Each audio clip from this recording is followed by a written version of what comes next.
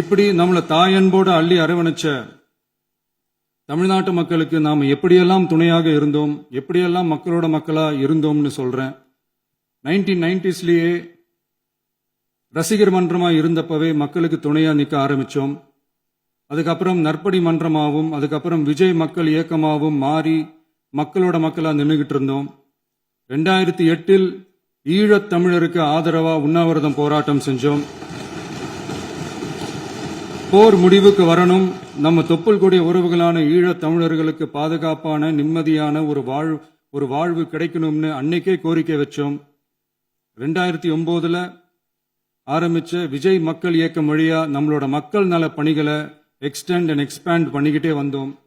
கல்விக்கு துணையா இருந்தோம், சோசியல் சர்வீஸ் செஞ்சோம், வெள்ள நிவாரணத்துல துணையா இருந்தோம், கொரோனா காலத்துல மக்களுக்கு தோள் கொடுத்தோம். விலையில்லா விருந்தகம், குருதியகம், முட்டைப்பால் ரொட்டி திட்டம், விழியகம், பயிலகம், நூலகம், இப்படி பல வழியில மக்களுக்கு துணையா இருந்தோம்.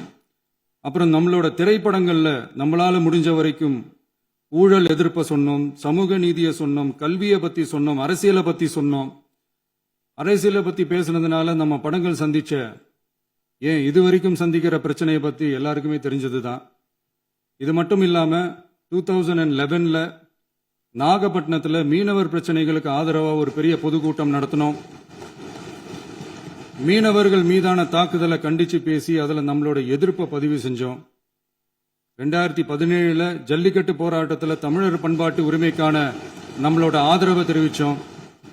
2018 ஸ்டெர்லைட் போராட்டம், துப்பாக்கி சூட்ல பாதிக்கப்பட்ட நம்ம சொந்தங்களை நேர்ல சந்திச்சு ஆறுதல் சொன்னோம். 2021 உள்ளாட்சி தேர்தலில் விஜய் மக்கள் இயக்க வேட்பாளர்கள் போட்டியிட்டு ஜெயிச்சாங்க. கல்வி விருது விழா நடத்தி சிறந்த மதிப்பெண் பெற்ற மாணவ மாணவிகளுக்கு ஊக்கத்தொகையும் பரிசும் கொடுத்தோம்.